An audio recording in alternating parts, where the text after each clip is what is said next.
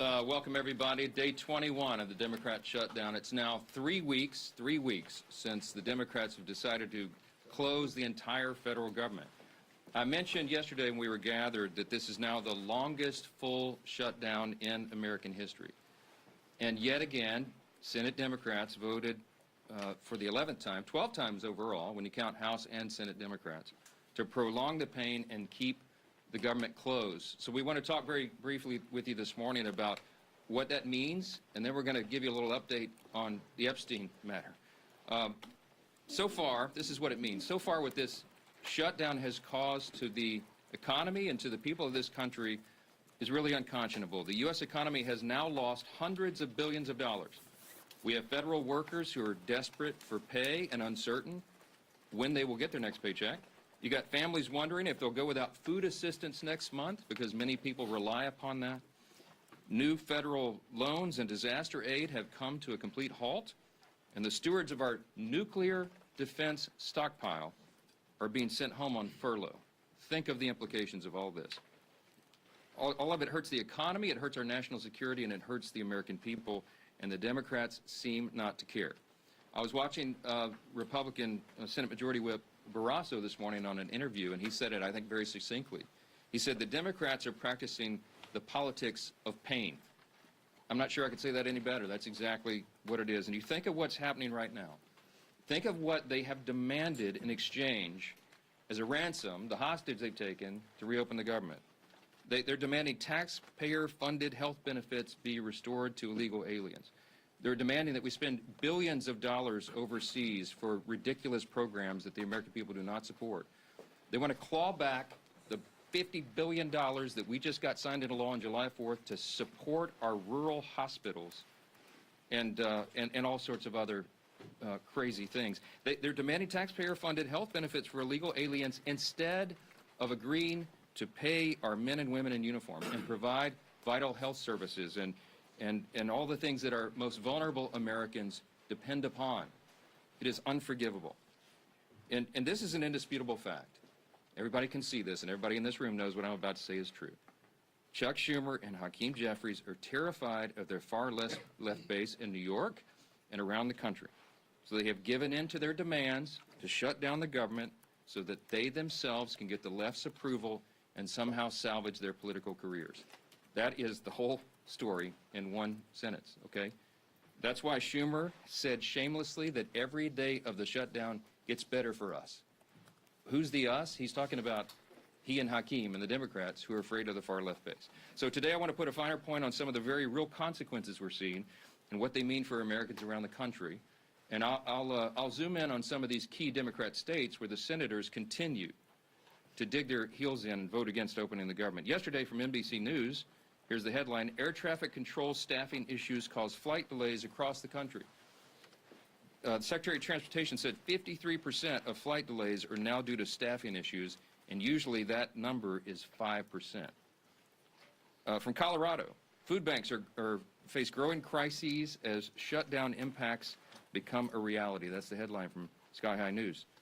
What are Colorado's two Democrat senators doing? You've got Hickenlooper and Bennett. They have both now voted 11 times to keep the government closed. Virginia. Here's the headline yesterday, KSL. Virginia employees fear shutdown's impact on veterans' medical care. And meanwhile, there are two Democrat senators, Tim Kaine and Mark Warner, have voted repeatedly to put their thumb in the eye of those veterans. And they won't end this pain. From Hawaii, Hawaii News Now says, headline, government shutdown impacts telehealth for seniors in Hawaii. Seniors in Hawaii rely upon telehealth. Guess who's shutting it down? There are two Democrat senators, Brian Schatz and Mazie Hirono, voted again and again to keep the government closed and disrupt the health services for seniors in their own state. They've got a lot to answer to. From California, here's a headline, ABC 7 News. Alameda food banks step in to help TSA workers, families impacted by government shutdown. That is disgusting. And both of California's senators, Padilla and Schiff, have voted 11 times to block the pay of those TSA agents and their families, the paychecks they rely upon. From Illinois, WIFR, yesterday, federal courts in northern Illinois reduce operations due to government shutdown. The courts are reducing operations, and you've got Illinois Democrats Senators Duckworth and Durbin have voted to keep the government closed. We can do this all day long. That's a sample. Democrats used to care about the harm that shutdowns caused hardworking Americans, but now we can all see very clearly that was always based on politics and not principle, because they have thrown the principle out the window. And yesterday, there was an article from The Hill that laid bare that very fact. A Democrat senator was speaking anonymously and admitted, quote, people are going to get hammered if they vote for the House passed bill to reopen the government. The clean, nonpartisan CR, they're going to get hammered. Another insider said in that same story, quote, we would have enough votes to reopen the government if people were not terrified of getting the guillotine, okay? They mean it metaphorically, but in a political sense, that's exactly what they're concerned about. Now think about the fact that we're just laying out here. These are simple facts. We come out here every morning and remind the American people of what's going on. Do not let them distract you from the facts. The American people would have an open government if Democrats were not terrified of their radical base. That is the headline. Every single one of you should write that. That's the ugly truth. The Democrats are not governing in good faith. They're covering their own tail.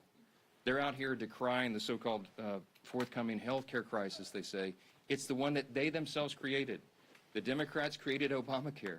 They're the ones that created a subsidy with an expiration date. They're the ones that did all of this. Republicans are trying to fix it. And they're trying to blame Republicans for the crisis they themselves created. They cry foul when we won't bail them out of their own shutdown. I don't have anything to offer, as I've explained. I don't have any partisan priority I can pull off of the CR to make it more palatable for them. There's nothing to negotiate. They just have to do what they've always done in the past, that they did 13 times during the Biden administration, and they did as recently as March of this year, to open the government so that people can get their services and their paychecks. And they go before cameras incredibly, and they just lie to the American people over and over. It's a stunning thing to watch. It's time to stop the political games. The Democrats have got to stop this so that we can get back to the work here. For the sake of the American people, I hope they do. I hope Democrats finally come to their senses soon and the pain will end so we can reopen the government and get back to the hard work here. Let me say this. Now, while congressional Democrats continue their dangerous political games, the bipartisan House Committee on Oversight is conducting its investigation into the heinous crimes of Jeffrey Epstein. And it has continued. It has not stopped during the government shutdown.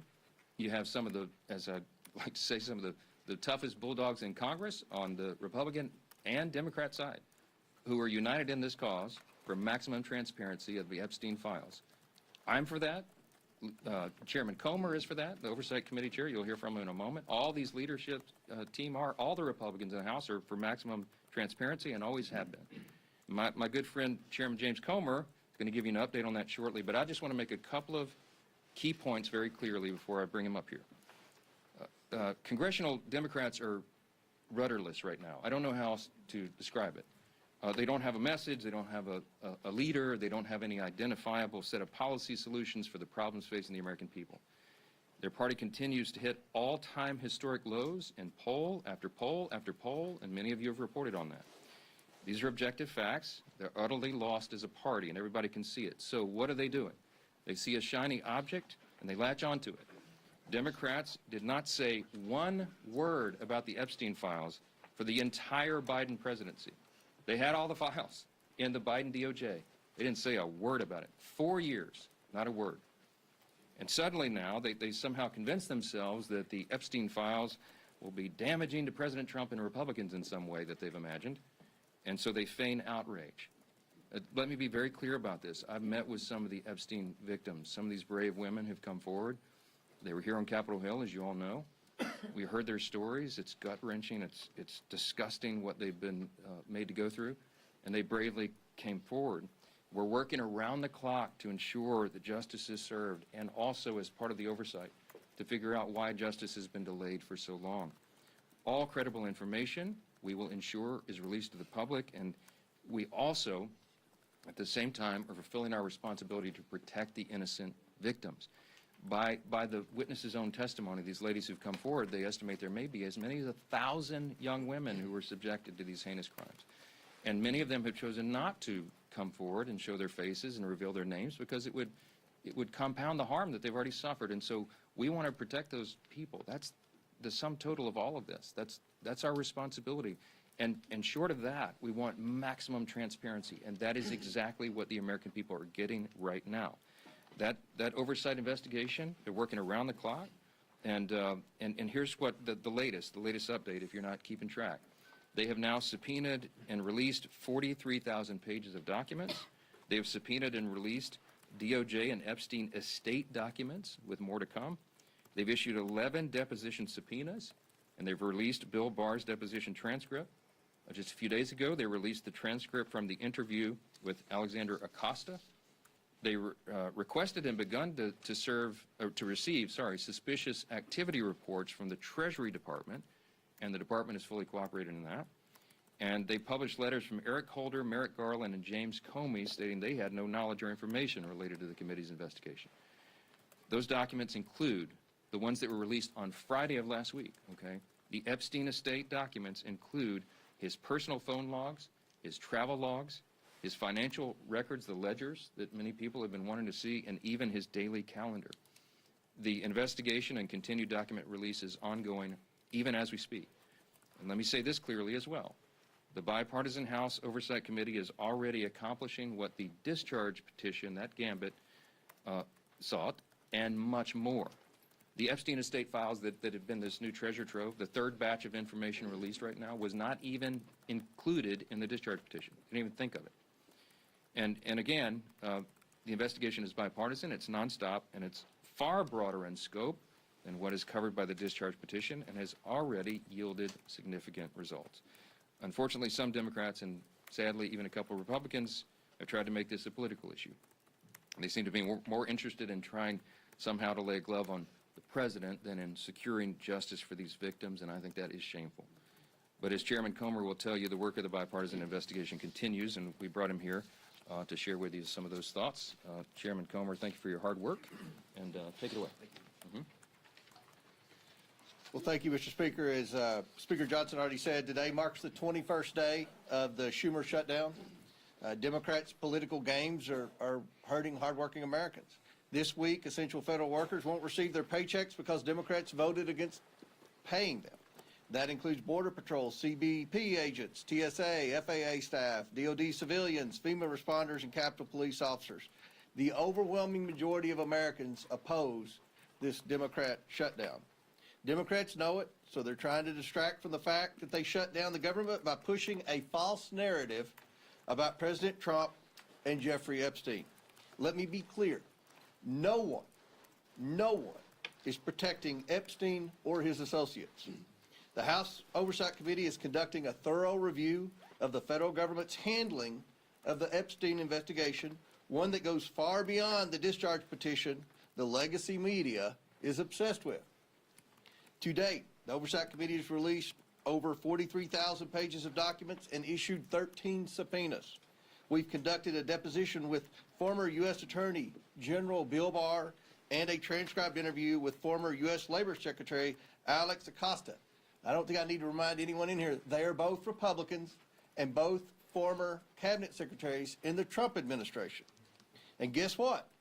Those interviews completely debunked the Democrat smear against President Trump. Barr stated that there was no evidence that President Trump was involved in Epstein's criminal activity. Acosta confirmed there was no contact with President Trump during the Florida case. No link, no conversations, nothing. Despite these facts, Democrats, especially Ranking Member Garcia, continue to spread lies about President Trump. And they are lies.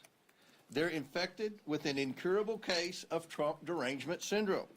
Oversight Committee Democrats post daily about Epstein. In fact, they've posted or reposted about Epstein nearly 60 times on X since the shutdown began. You know how many times they posted about essential federal workers not receiving paychecks because they voted against funding the government? Once.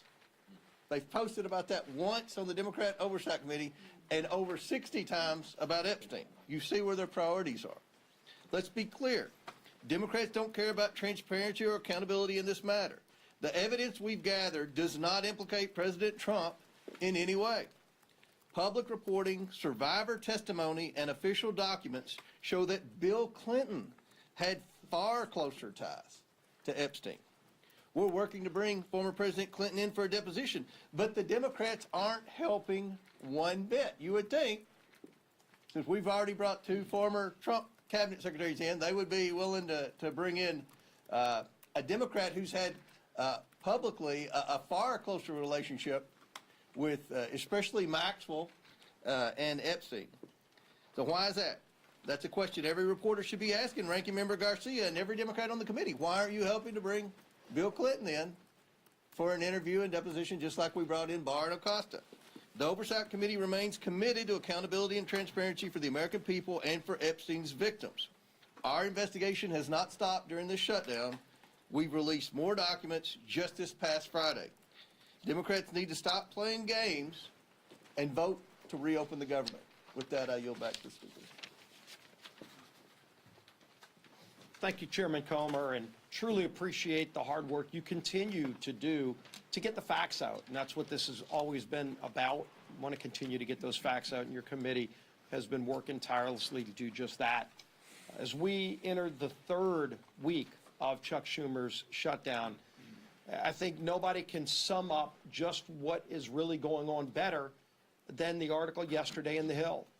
You know, we've been saying up here for weeks that the real motivation behind the Democrat shutdown of the government is that they're afraid of the most radical far-left elements of the Democrat Party base. And yesterday, The Hill, in a pretty riveting article, laid bare the underbelly of the Democrat Party's motivation. It truly is fear of their own party's base that has driven the Democrats, especially in the Senate, to shut down the government. It's a calculated decision. And the continued votes, including yesterday, to keep the government shut down has been a direct result of the fear Democrats continue to have of their own party's base. Some of the most radical elements that you saw at the Hate America rally. We showed it up here on this dais yesterday with some of the most vile things that you saw. Many people that were holding signs calling for the death of the President of the United States. That's who Democrats in the Senate are most afraid of. And they're willing to inflict pain on millions of American families. And I think it's very important to understand what they're saying. There was one Senate Democrat aide who said people are going to get hammered by their liberal base if they vote to open up the government. So they're not concerned about the millions of families who are suffering because they're keeping the government shut down. They're just worried about getting hammered from their own base. And the Speaker laid out some of this too. There was another senator who said, quote, they'd vote to open up the government yesterday if left to their own devices, but don't want to risk an angry backlash from their base. They'd be more than willing to do it. They know it's the right thing to do to open up the government, but they're scared to death of the backlash from the radicals in the Democrat Party. Another person said enough Democrats would vote to reopen the government, quote, if people were not terrified of getting the guillotine. You know what that means. When they're more scared of their own party's base, you talk about profiles in courage. That's what we're experiencing. And maybe the worst was this, because the Speaker's gone over and over with some of the different states and the pain it's causing, not just here in Washington, but all around the country. In every state, there is real pain being inflicted. People that aren't sure if they're going to get another paycheck if they're working for the federal government. And there's a state, Georgia, that has a number of military bases, a lot of other federal workers. NIH is headquartered in the state of Georgia. And what is one of their senators, Senator Ossoff, thinking about all this? Another Democrat said, Senator Ossoff's calculation is, quote, do I vote to open the government up and get crushed and can't raise a single dollar of low dollar money? Or do I vote to shut the government down and get $3 million from online fundraising? That's disgusting. Senator Ossoff is more concerned about getting low dollar donations from maybe some donor in California who's going to click on an email and give him $100 for his reelection. And so he's causing suffering on tens of thousands of people in his home state of Georgia. Senator Ossoff ought to send that tainted, dirty money back if he's raised $3 million off of the shutdown, off of the suffering he's caused, just so that he can get some more money from radicals around the country. Go look at his finance report during the shutdown. The low-dollar donations that he's more concerned about getting than opening up the government, which is the right thing to do, because they're scared to death of their base, because they want to keep getting low-dollar donations from the most radical members of the Democrat Party. That's what this is about. And we've been saying it, but now that Hill article truly exposed it, with anonymous senators finally speaking freely, with other Democrat aides admitting what's really going on their side. And when they asked the speaker, gee whiz, is there something else you can offer? What is there to offer to a party who's so morally corrupt and bankrupt that they're willing to sell out the American people because they're either scared of their base or they want to just keep getting low-dollar donations from donors around the country who are rooting for chaos for America, who want to undermine this country? That's what's going on here. And the American people are figuring it out. People in Georgia are figuring it out. They know why they're seeing the suffering, and their own two senators are voting for that suffering, and now you know why. It's laid out in full display for everybody to see. We're here ready to get back to the people's work for all the American people, not just for some far-left radical base who's holding the Democrat Party in D.C. hostage. Finally show some courage, some moral clarity. All we need is 5 senators to stand up and do the right thing, and it's long past time they do it. Now our whip. Tom Emmer.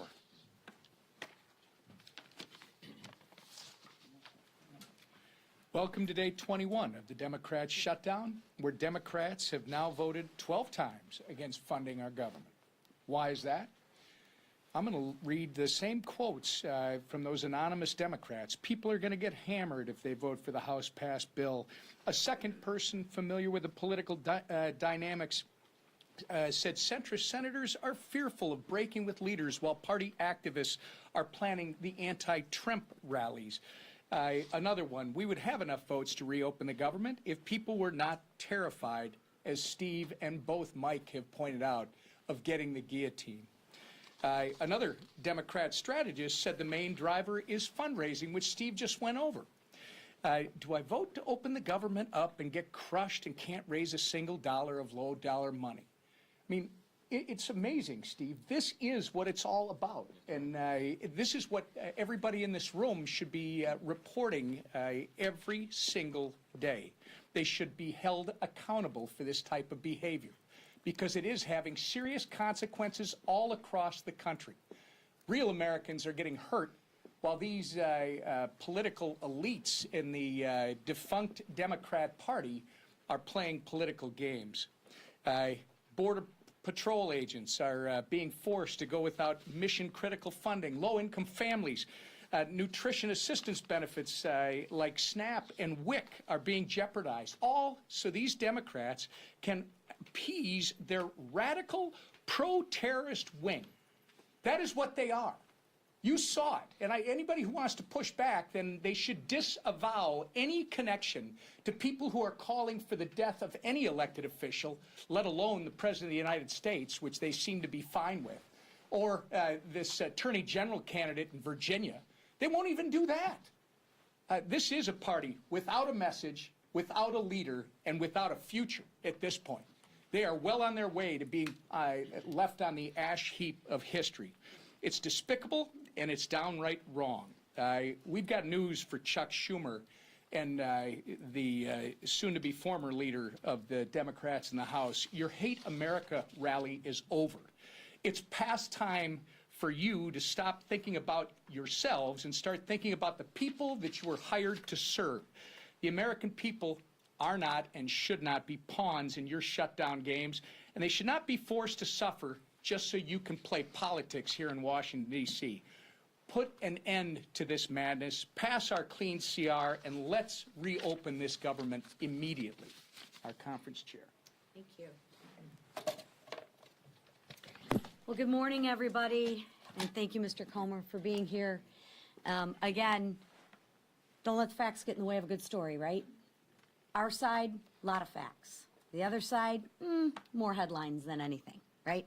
Press the other side on the facts, because the facts speak for themselves, no different than Chairman Comer laid out with all the work that he's doing, and transparency, right? It's been 1 month since House Republicans passed a bill to keep your government open. And how did Democrats celebrate? Well, they partied with communists and socialists who hate America, right? While Democrats were marching with their radical mobs, Republicans were actually meeting with Americans, listening, helping, and working. Let me give you a few examples. Congressman Ciscomani visited a food bank helping families with food insecurity. Congressman Rick Allen stood with veterans left in limbo by the Democrats' political games. And Congresswoman Nicole Malliotakis thanked U.S. Park police officers while they worked without pay. That's the contrast.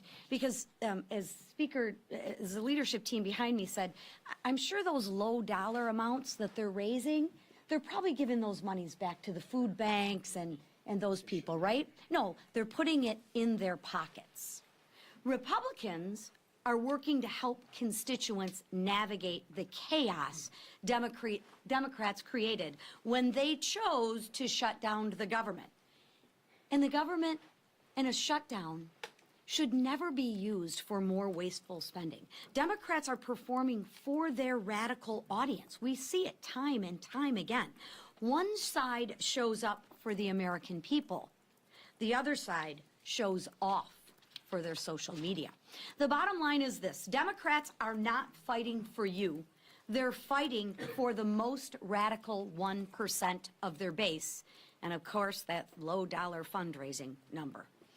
They're also leveraging the shutdown to demand $1.5 trillion in wasteful spending, climate pet projects in foreign countries, and health care for illegals.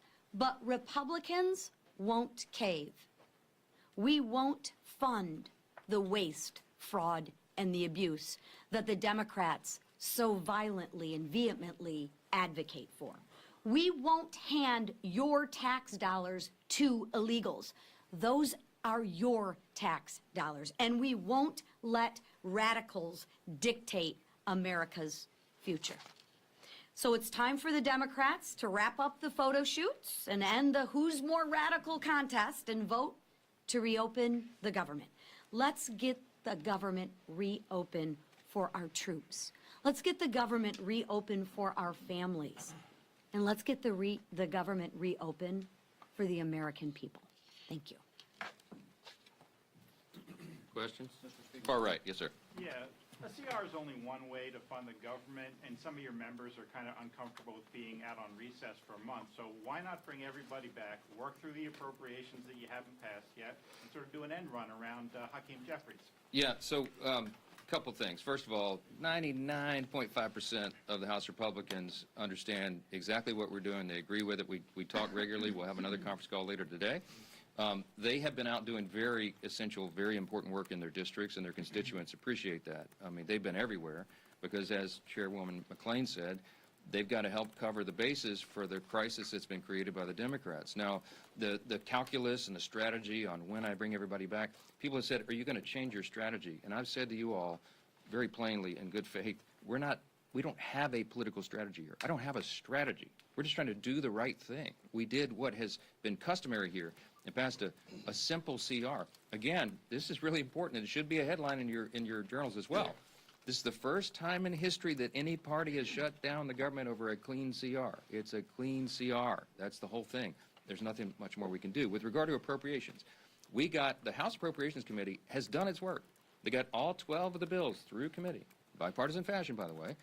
Got them through committee. Now we got 3 off the floor. Senate got 3 off the floor. They don't match exactly, so they're going to conference committee. The appropriators are working during this period when we're not here on the floor. They're working and coordinating amongst themselves across the aisle and across chambers to get the next batch of approps ready and teed up for House passage. As soon as we get back to regular legislative session, we look forward to doing that, and the clock is ticking. Remember this as well.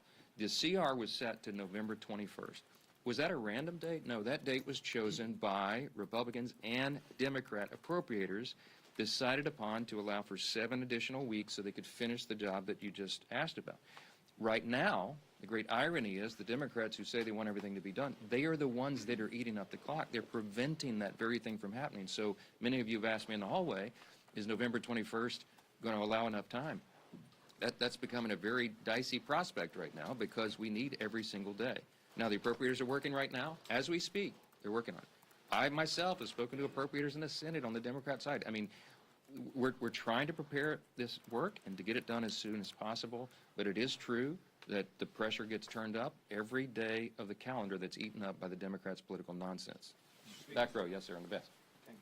CBS News is out with reporting this morning that a Pardon January 6th rioter was charged and arrested this week with threatening to kill Hakeem Jeffries. Do you have any reaction to that? No, terrible. That's the first I've heard of that. I don't know anything about it. But anybody who threatens to kill any political official, we denounce it absolutely. They ought to have justice fall upon their head.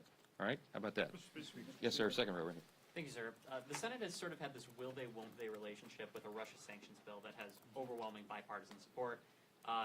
Would you like to see the Senate have a more accelerated timeline? And if they pass it during the shutdown, would you bring the House back to vote on it? Well, I don't anticipate it will be passed during the shutdown, but there is a big appetite among Republicans, House and Senate, I can tell you, for tough sanctions on Russia. The president, as you know, you can take him at his own word, he's lost his patience with Putin. He's not a good faith operator. Obviously, he's the aggressor in an unjust war, and it needs to end.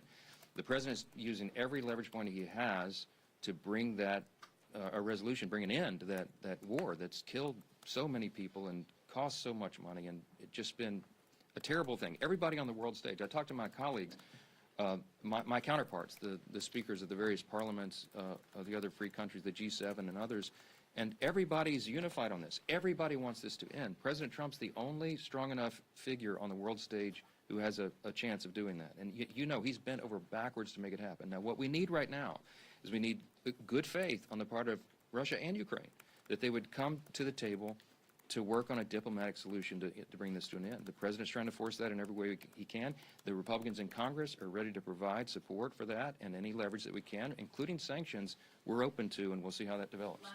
For sure.